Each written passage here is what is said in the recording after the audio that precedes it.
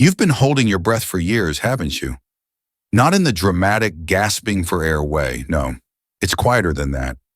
It's in the way you brace yourself before you speak, in the way your shoulders tense when the silence lingers too long, in the way you smile when you're really just trying not to fall apart. There's a part of you that's been whispering beneath all the noise, not screaming, just waiting. Waiting for the moment you finally get quiet enough to hear it. And now here you are. You've spent your life trying to outsmart uncertainty, making plans inside plans, rehearsing conversations that never happen, chasing the illusion of control like it was the price of peace. But it's not working, is it? No matter how tightly you grip the wheel, the road still twists. No matter how carefully you map your path, life still detours. And deep down, that terrifies you. Not because the world is unpredictable, but because you've staked your sense of safety on the idea that you can make it predictable. That if you just do everything right, nothing will go wrong. But things still do. And you're left standing there with your perfectly constructed life crumbling in your hands, wondering what you did wrong. But maybe nothing.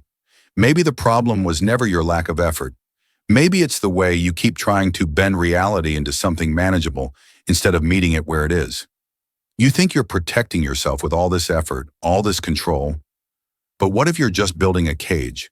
What if all this perfectionism, all this people-pleasing, all this overthinking, what if it's just fear dressed in discipline? You see it in others too, their smiles stretched too tight, their calendars packed with things that don't really matter, their eyes always scanning, searching for the next thing to fix, the next fire to put out. And maybe you think you're different. Maybe you think your control is calm, spiritual, conscious. But even in your stillness, even in your so-called peace, there's tension, a subtle holding on, a refusal to release. Because letting go feels like dying, doesn't it? But what if it's not? What if letting go is the first time you actually breathe? There's a part of you you've tried to deny. You've covered it with achievements, with rituals, with curated versions of yourself that make you seem whole. But beneath all of that, there's still something trembling, something raw and real that wants to be seen. Not fixed, not healed, just seen. And maybe it's time. Maybe you've run long enough. Maybe you're tired of pretending that everything's okay when your soul is begging you to break. Because breaking isn't the end, it's the beginning. It's the crack in the wall where light starts to pour through. It's the moment you stop fighting yourself and start coming home. You don't need more discipline. You don't need another strategy. You don't need to manifest your way out of the mess. You just need to stop resisting what is, to sit in the discomfort, to feel what you've spent years avoiding, to let the rain fall and not reach for cover. Because underneath all that fear, underneath all that effort, is a truth you've known all along. Real peace doesn't come from control. It comes from surrender. And maybe that's what freedom really looks like. Not the absence of pain or chaos, but the courage to stop running from it. You keep forcing your life into shapes it was never meant to hold, trying to mold the world with hands that are tired from holding on too tight. You call it strength, discipline, maturity, but deep down, you know it's fear, the fear of letting go, the fear that if you stop controlling everything, everything might fall apart. But maybe it's already falling apart precisely because you're clinging so hard. Maybe control isn't safety, it's suffocation. And the more you grip, the more life slips through your fingers like water you're too afraid to let touch you. You think control gives you power, but real power isn't in control. It's in surrender, that quiet, trembling decision to trust something beyond your limited view. That terrifying courage it takes to loosen your grip and stop playing God in a universe that never asked for your blueprint. You were never meant to carry this much, and no one told you that letting go isn't failure. It's faith. You say you want peace, but you chase it like it's somewhere far away, something to conquer. And in the chase, you miss the point. Peace doesn't arrive when you've fixed every flaw, when you've solved every riddle, when your life finally looks the way you imagine. Peace comes when you stop demanding it arrive on your terms, when you exhale, when you finally stop running. But you don't know how to stop, do you? You've worn your effort like armor for so long you've forgotten how to rest without guilt. You've been trying to earn a life that was already yours to live, trying to earn love you never needed to prove yourself worthy of. And in the process, you've drifted so far from your own voice, you can barely hear it beneath the noise. You think you're lost because life is messy. But maybe the mess isn't the problem. Maybe it's your resistance to the mess, the judgment, the comparison, the belief that you should be somewhere else by now. What if the chaos outside is just a mirror, reflecting the storm within? What if the world isn't against you? It's just waiting for you to come home to yourself? And that home, it's not built on control. It's built on honesty, the kind that makes your voice tremble, the kind that shatters your masks and exposes the parts of you you've hidden even from yourself. The pain, the doubt, the loneliness. Those aren't enemies. They're invitations to feel, to be real, to stop performing and start living. You were never meant to know everything. You were meant to feel deeply, to love messily, to fall apart and rebuild. Not perfectly, not quickly, but fully. You're not broken because you're uncertain. You're human. And there's nothing wrong with not having it all figured out. So maybe it's time. Time to stop chasing. Time to stop pretending. Time to stop shaping your life into something digestible for the world and start living a life that feels like truth, even if it looks like chaos. Because the river has always known the way. The only question now is, will you let it carry you? There's a silence inside you that no noise can drown out. It follows you everywhere. In the car, in the shower, in the middle of laughter with people who don't really know you. It lives in the space between your words, in the breath you hold when you smile, in the tension you carry in your shoulders without even realizing. You think you're holding it all together, but really it's holding you hostage. And that's the weight no one sees. The weight of a self you've built from survival, not truth. You've gotten so good at pretending, even you believe the performance now. So good at being what you think the world needs that you've forgotten who you are when no one's looking. But the truth doesn't go away just because you ignore it. It stays, buried under the schedules, the checklists, the filtered photos, and forced positivity. It stays in your bones, in your breath, in the quiet ache that comes when the world finally goes still. And in that stillness, something begins to surface, a restlessness, a whisper, a question you've been too afraid to ask. What if this version of me isn't real? What if all the effort to seem okay is the very thing keeping you from being okay? You don't need another morning routine. You don't need another self-help book or vision board. You need something deeper, something raw, something that won't look pretty on paper but will finally feel like home. You need to fall apart on purpose. You need to let the mask crack, the walls crumble, the armor rust, because beneath all of it, there's someone aching to breathe. Not the polished version, not the one who's always got it together, the real you. The one you silenced when life taught you that softness was dangerous, that vulnerability was weakness, that being real meant being rejected. But look around. You've done everything right. You've achieved, performed, pleased, proved, and yet that emptiness is louder than ever. That ache in your chest when you are alone. That isn't failure. That's your truth trying to get your attention. That's your soul begging you to stop running, begging you to come back, not to who you were before the world changed you, but to who you've always been underneath the pretending. And yes, it's terrifying. Letting go of the identity you've clung to feels like dying. Because in some ways it is. It's the death of the illusion, the death of who you thought you had to be. And in that death, there's a kind of rebirth. Not the neat kind, not the type you can package into a quote. The messy kind, the sacred kind, the kind that strips you bare and shows you what's real. And maybe that's where freedom lives. Not in being more, doing more, proving more, but in being honest. In admitting you don't know who you are anymore. In realizing you don't need to. Because who you are isn't fixed. It's not a role. It's not an image. It's not a resume. It's a pulse, a presence, a spark that doesn't need to be understood to be true. So stop trying to fit into a life that was never meant for you. Stop holding on to the pain that taught you to hide. Let it fall. Let it burn. Let it wash away everything that isn't yours. And maybe then, in the ashes, You'll meet yourself for the first time. Not the self you've performed, the self that's been waiting for you all along.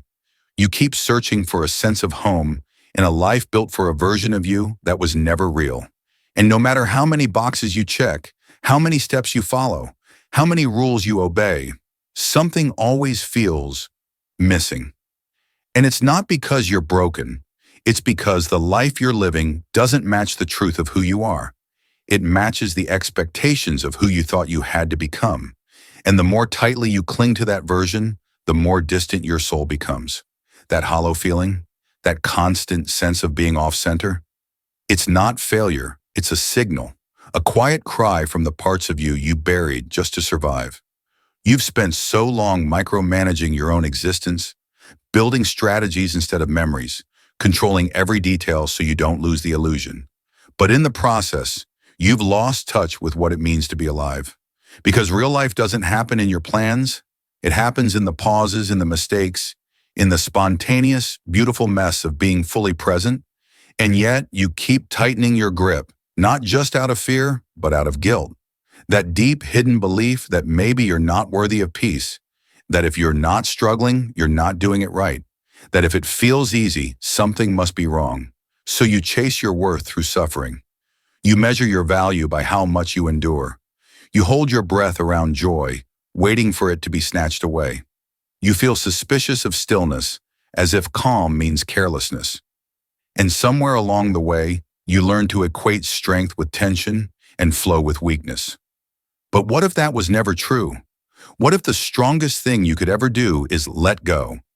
Not give up. Let go. Let go of the pressure to perform. Let go of the script that was handed to you before you even knew who you were. Let go of the voice in your head that says you have to earn your right to rest. You weren't meant to live this guarded.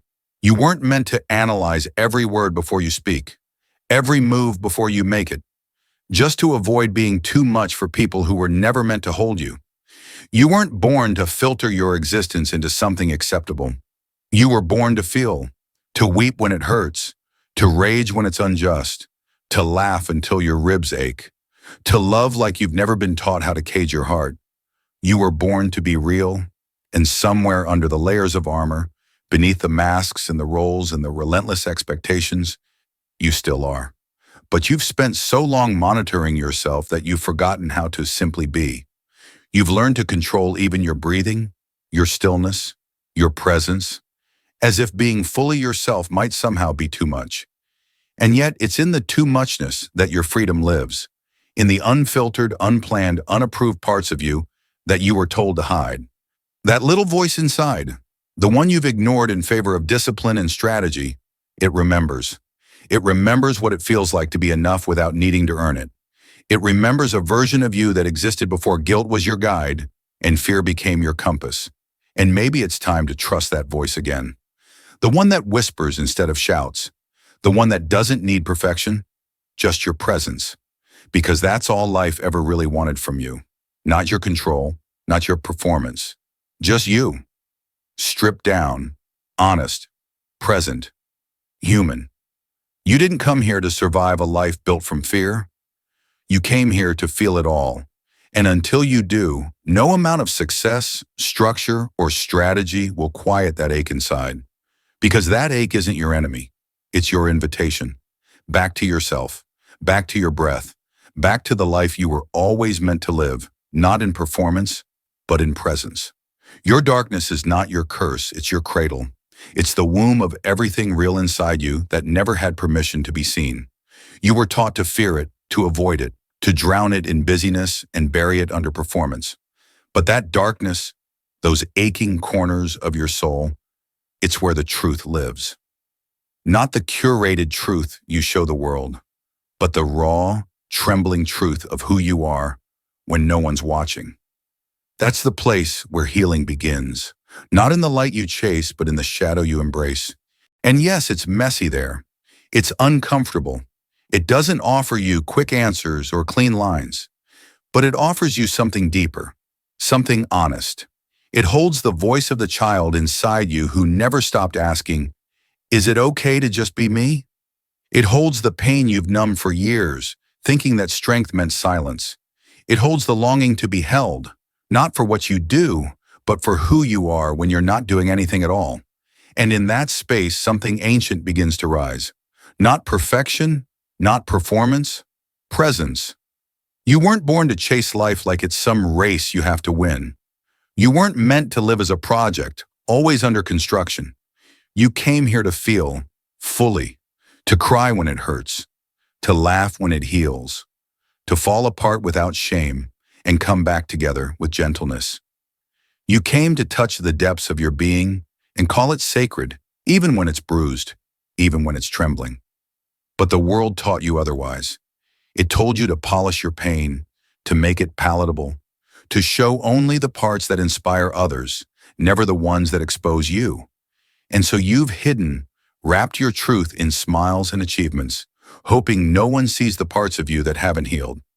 But those parts, they're not flaws. They're not mistakes.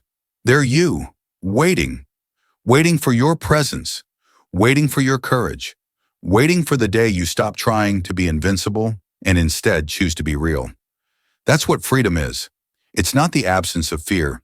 It's walking straight into it with your eyes wide open and your arms unguarded. It's letting go of the version of yourself that could never cry, never rest, never need. It's standing in your softness and daring to believe that it's enough. That you are enough even in the quiet, even in the confusion, even in the parts you haven't figured out yet. And yes, it's going to break you, but not in the way you think. It won't shatter you into nothing. It will break everything that isn't true, everything that never belonged, everything that was forced on you by a world that never understood the depth of your soul. And what remains, that's where the miracle lives. Not in becoming more, but in finally becoming you. So stop running, stop reaching, stop building another version of yourself just to survive another day. You are not here to survive. You are here to live. And living means showing up for all of it. The grief, the rage, the longing, the joy. It means saying yes to the full spectrum of your humanity. Not because it's easy, but because it's real. And in the end, that's all that ever mattered. Not the performance, not the image, but the quiet, honest truth of a soul finally returning home to itself. Because from that place, where your truth stands bare and your soul finally breathes, you no longer crave control. You don't need to manipulate the moment, twist the story, or perform your worth. You're done living in defense. You're done asking the world for permission to exist. Because you've seen it now, you've touched what's real, and once you've stood in the naked honesty of your own being, there's no going back to pretending. Control begins to look ridiculous, exhausting, a desperate effort to hold together a self that never felt true in the first place. And the moment you stop clinging, the moment you stop shaping yourself into something more palatable, is the moment life starts speaking to you in a language you forgot you knew. The language of instinct, of presence, of alignment. The kind of knowing that doesn't live in your head but in your bones. It's not something you figure out. It's something you remember. And yes, it's terrifying. To live without the scripts, the labels, the rehearsed lines you've used to get through each day. But there's something far more terrifying than being real. Being invisible to yourself. Going through life ticking every box, saying all the right things, achieving all the milestones, and still feeling that hollow ache in your chest. That ache that no praise, no applause, no perfectly crafted identity has ever been able to soothe. Because it's not applause you've been missing, it's connection. Real, raw, soul-to-soul connection.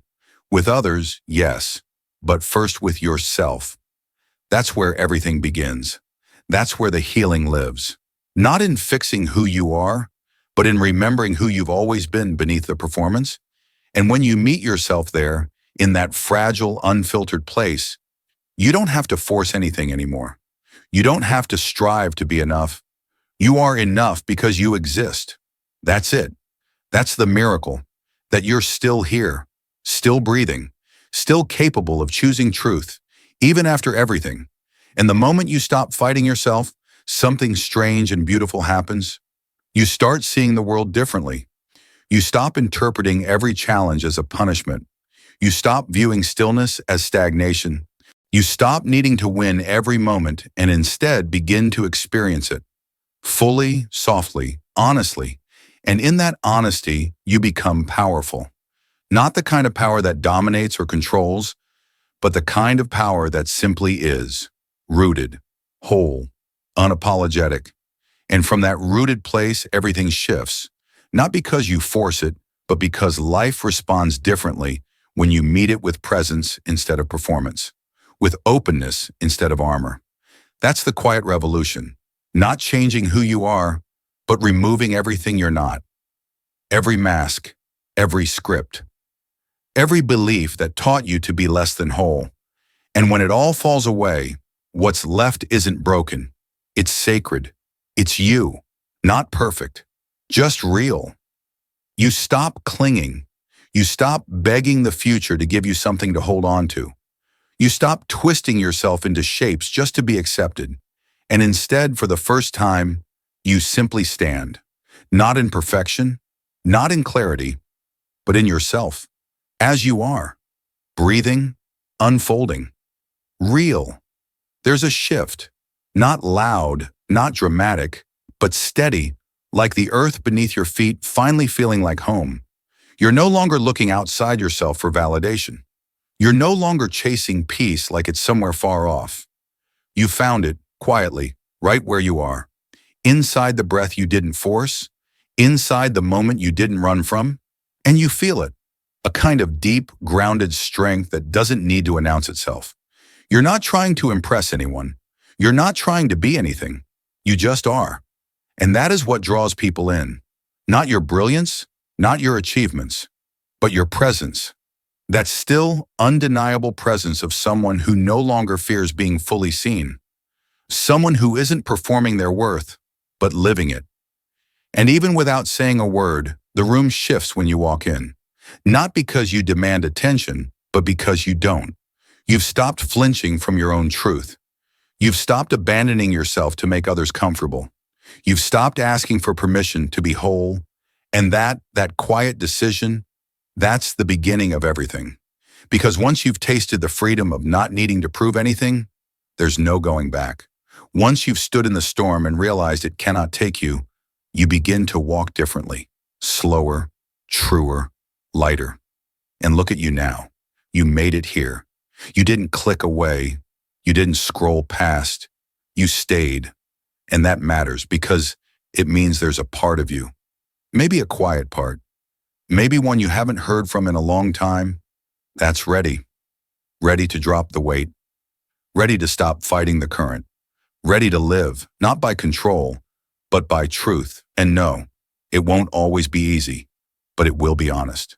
And it will be yours. So if anything stirred inside you, tightness, tears, recognition, breath, don't ignore it. That's not weakness. That's awakening. That's your soul knocking on the door, asking to be let back in. Let it in. Write it down. Whisper it out loud, or just sit with it. Let it unfold. And if you feel moved, leave behind a single sentence, not for anyone else, just for you. I dare to let go. No explanation, no armor, just that. And if these words found you at the right moment, let them stay with you. Subscribe, but only if your heart says yes.